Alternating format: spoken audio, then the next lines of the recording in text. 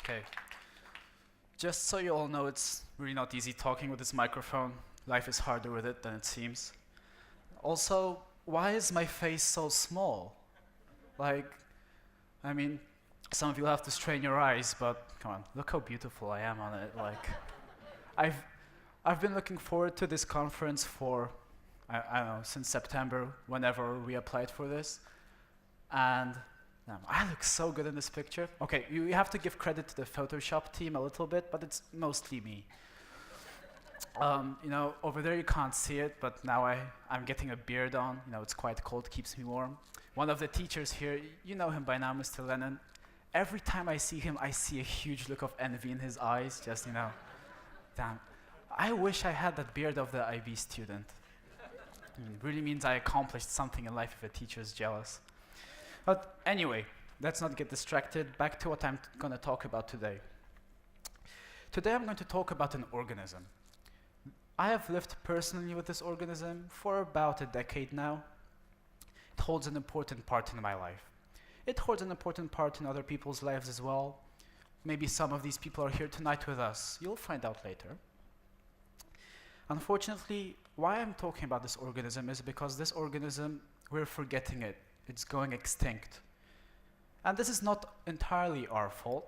Society is so modern. The world is so fast-paced. Many things are forgotten. We leave them behind, and they simply cease to exist. England had a decent football team. Now, well, I know, I can't say much. I won't even comment on that. The UK used to be in the EU, and we all know what happened. However, I truly believe this organism cannot be replaced in society, that it's truly unique. This organism, it has the most beautiful voice in nature. Trust me on this when I say it. It is scientifically proven that it has the greatest range of notes of all animals. It's about 5 to 6 octaves. For those of you who don't know what an octave is simply 8 notes. The range varies on when it comes to structure. This organism is also highly adaptive. It is adapted to almost any conditions on Earth, much like us humans. Therefore, I believe it is quite bizarre that it is on the verge of extinction. This organism is also quite sensitive. So much so that when it's singing, its angelic voice resonating around us, we have to be extremely careful not to make any rash movements, because that would simply seize a beautiful melody coming from it. And this point is important, because when this animal doesn't sing, we don't really perceive it as living. It just sits there, it doesn't eat, doesn't drink, doesn't move. But when it sings, everything changes. We should handle this animal gently, especially when we're around it. I like to think that when we're near this animal, we should caress it like a child. And yes, this talk about being gentle, care, paying attention. Anyway, paying attention to it. It might be quite annoying, but then we have children, and they're a nuisance, and we still keep them. This organism comes in a variety of shapes, colors, sizes, and each one is unique when it comes to its voice. That is due to differences in structure, maybe in its composition as well, on a more scientific aspect. We also all perceive it in a different way. Some people, like I, we're absolutely fascinated by it, by its versatility, by how many angles you can approach it from. Some people, they're quite indifferent about it, but it's just a matter of perspective, really. This organism, it was discovered 316 years ago by an Italian man called Bartolomeo Cristofori. Since then, since it's endangered, sightings have been less frequent. However, many subspecies have been discovered since then. Its phenotype has also changed over time. That is because we have bred this animal using artificial selection. That was governed mostly by our sense of aesthetics. And this has led to the production of some organisms being semi-synthetic and some fully synthetic. And if you'd ask me, the organisms that have more synthetic organs in them, well, they have a less of a soul in them. They don't feel as lively. But with the wonders of plastic surgery, who knows? It's just opinion. Anything can seem real nowadays.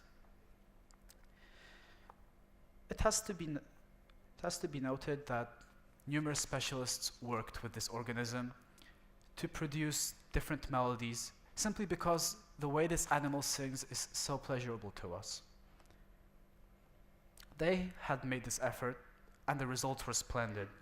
Papers published hundreds of years ago even are still used in valued institutions, and they resonate in those great halls today. Over time, the way I've worked with this organism has also changed due to political, cultural, and economic aspects. And we have noticed this with different patterns. For example, the organism would sing with a less saturated harmony, or the melody would be slightly happier or different. However, upon modern thought, we have realized that all these papers are valid. Even today, we're still producing different papers that amaze us, because this organism is so versatile and we can approach it from so many different ways. This organism also has to, this organism is mostly found in captivity, and it thrives at our side.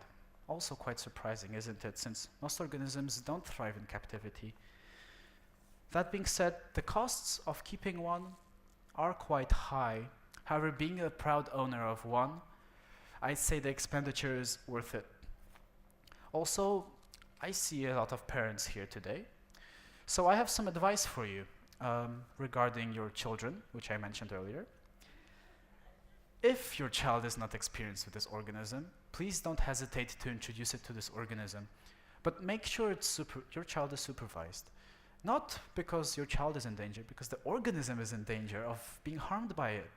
However, once they're accustomed to each other, they form a great duo. I mean, look at me, I'm a product of this. And I'm a perfect man. You know, back to that picture, if Leonardo da Vinci lived today, I think his picture of the perfect man would be that photo over there. Anyway, that said, this organism is not entirely a regular organism. It does have mood swings, much like us humans. Humans, some of us are moody, some of us are not really. Some of these animals are moody, some are not entirely moody. Some, on a rainy day, might sound quite quiet, like this. Some might sound loud on a cold, dry winter day like this. Some, well, they sound quite sad.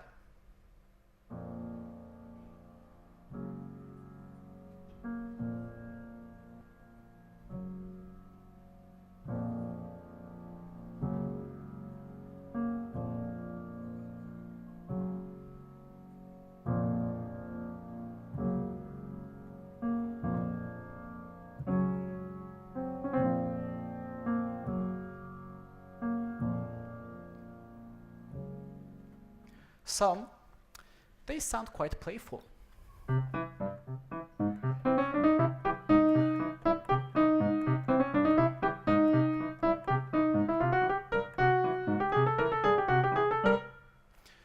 Some, they can get quite serious when needed to.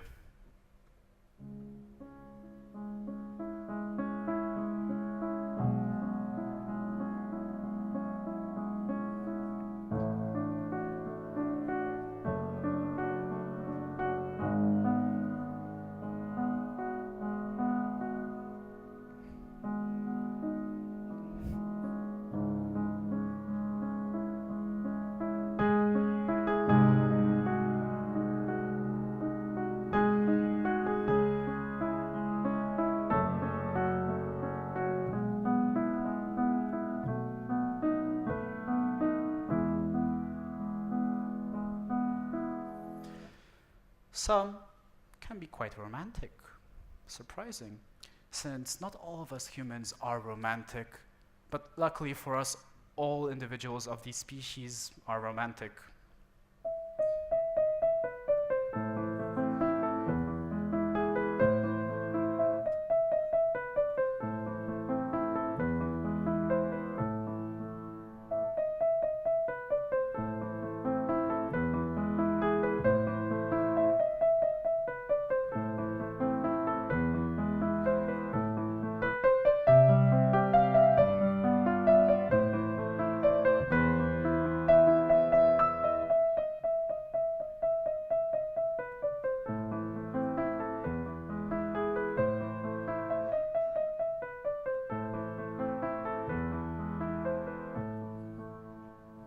Some are quite childish at times.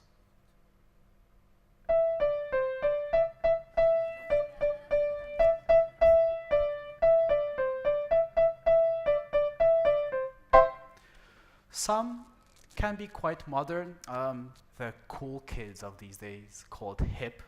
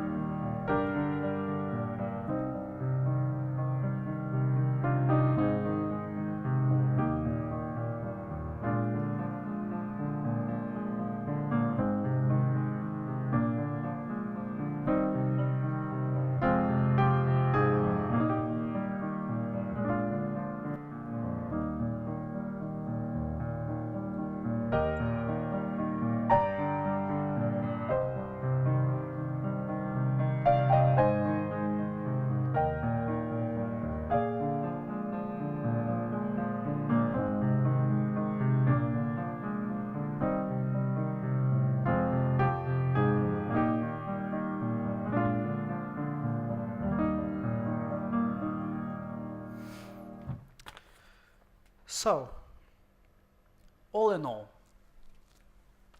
it's quite ironic, surprising that such an animal thrives in captivity, even though it is an endangered species. Oh, okay, jeez. Wow, didn't know I'm that scary. Well, anyway, for you to completely understand the message I'm trying to convey here, I believe you should be truly introduced to this organism. Now, of course, some of you might have already figured out what this organism is. However, for those of you who have not really known what this organism is, yeah, let me get to it. Come on. So, without further delay, let me introduce to you my passion, something I dearly, dearly love and hold near my heart. The only animal in the world to have 88 keys and no locks, the piano.